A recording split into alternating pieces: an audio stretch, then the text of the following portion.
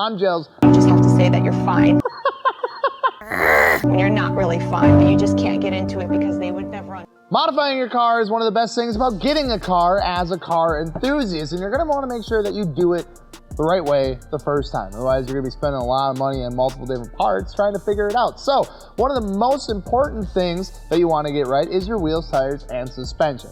One of the things that people see the most on your car when you modify it. So, I'm Gels from Fitment Industries, and today we're going to be going over the ultimate fitment guide for your 10th gen Honda Civic. And what we're going to do is run through the Fitment Industries gallery. It's one of the best tools out there. It's free to use. There's thousands and thousands of cars. I think we got over like 70,000 cars, something like that in the gallery right now. It's absolutely crazy, and a lot of those are Honda Civics. So we're going to take a look at that today and use it as the best tool to help you dial in your fitment and pick out your next set of wheels, tires, or suspension for your 10th gen Honda Civic. And before we get into that, please don't forget to subscribe, like this video, helps us out a ton, and if you're looking for any of these parts afterwards, we got it all over at fitmentindustries.com. All right, let's get into it.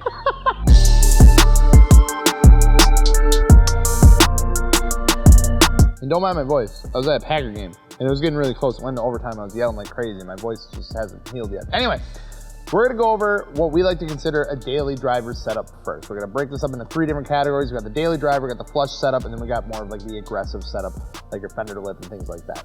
So for the daily driver setup, obviously it's gonna be for someone who daily drives their car. It's their only car. You wanna change it up a little bit, but you don't wanna run into anything like rubbing issues or having to roll your fenders, buy any other suspension pieces or anything like that.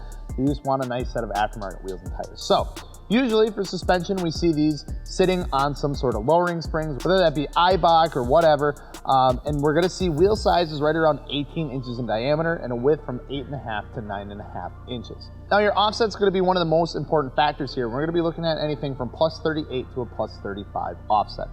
Tire size, you're gonna be floating around a 235 to 255 tire, and other suspension modifications and fender modifications, like we said, there are gonna be none of those. So we got a couple examples here. First one of the day, we got a 2018 Honda Civic SI. That was on some Avid One AV20s. These are an 18 by 8.5 plus 35, so it falls right into that perfect category.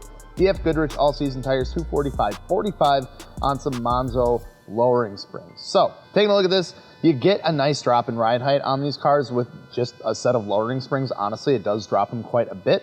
And with the 18 by 8.5 plus 35, you're getting an almost flush setup, especially with a 245/45 tire, but it's not gonna be anything too crazy low. It's not gonna be anything really tight with the fenders or anything like that. You're not gonna rub when you're turning or anything like that. This is gonna be a good, solid, all-around daily driver. If you wanna go with something a little wider, if you wanna go up to a 9.5, you definitely can. Probably the second most popular size for these cars. So this is 2018 Civic SI again. Enkei RPF1s, so very popular choice of wheel, 18 by 9.5 plus 38. So we went up in that width a little bit, but up in the offset as well, which actually means that it's actually gonna sink in a little more than push it out than the plus 35. Got some Bridgestone tires, 235/40 on some Eibach lowering springs. Again, all around very good setup. If you wanna get a name brand set of wheels like the RPF1s, you absolutely can. They look really good on here. The fitment's perfect. Honestly, again, just another solid daily driver setup. You're not gonna have to worry about anything with this one. It's gonna do everything that you want. It's gonna change up your wheels. It's gonna change up the entire look of the car, and you're gonna get some more performance out of it if you go with a nice set of tires like these Bridgestones. So maybe you want something a little more aggressive. You wanna go with like a set of coilovers or something like that. You wanna get some really nice flush fitment. Well, we got you covered there as well. So suspension, we're gonna be looking at more of a coilover here. It kind of helps dial everything in if you want, or if you need to adjust your camber in the front, or if you want to adjust that ride height for the front and the rear, coilovers are gonna be the best option for you. So we're gonna see 18-inch diameter wheels. We don't really see much else. Some people do run 17s, but just not that popular, and then almost nobody runs 19s on these cars. 9.5-inch width diameter, pretty much the standard for a flush setup, and a plus 38 to plus 35 offset is what we're gonna be looking at. Tire sizes, pretty similar to the first daily driver setup as well. Honestly, a lot of these are gonna be the same sizes. It's just gonna be the change in the coilovers that are really going to change the stuff around here. So we're seeing a 235 to 255 tire.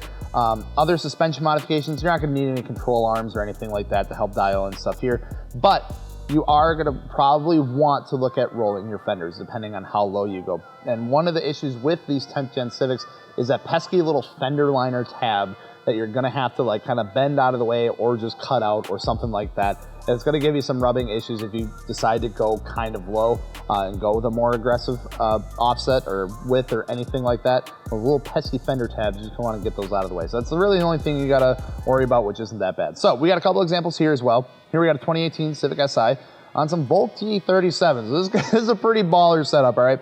Got some Volt T37s, 18 by 9.5 plus 38, Firestone Firehawk Indy 500s on some HKS coilovers. So that's a pretty bougie setup, but it looks absolutely killer. Now you don't have to go with Volt T37s. You don't have to go with Firestone Firehawk Indy 500s. You don't have to go with HKS coilovers, but if you want to go with like a set of Enkis or Avid Ones or Anovias or Koenigs or whatever, in that size, there's plenty of those options in that size available. It's gonna fit exactly the same way. And the same with the tires and the same with coilovers. You can go with whatever brand that you prefer. Now, just a note that this car also does have some rear camber arms and front adjustable ball joints.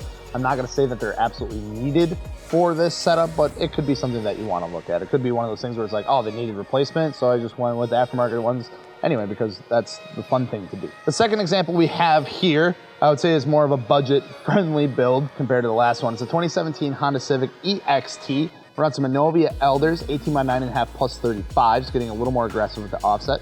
235/40 tire on some function and form coilovers. So way more of a budget-friendly build on this, and it still looks absolutely killer. So again, we're seeing that offset push out a little bit. We're going a little smaller with the tire size, make sure we don't have any rubbing issues. Other than that, that's really all that there is done. There's no list of any fender rolling or anything like that, but it's never a bad idea. Then moving on to the last category of today, which we kind of just labeled as the aggressive setups. So these are gonna be the setups for you out there that want to go with, you know, some fender to lip stuff. You wanna run a lower offset. You wanna run a wider wheel. You wanna get some really tight fitment on your Honda Civic.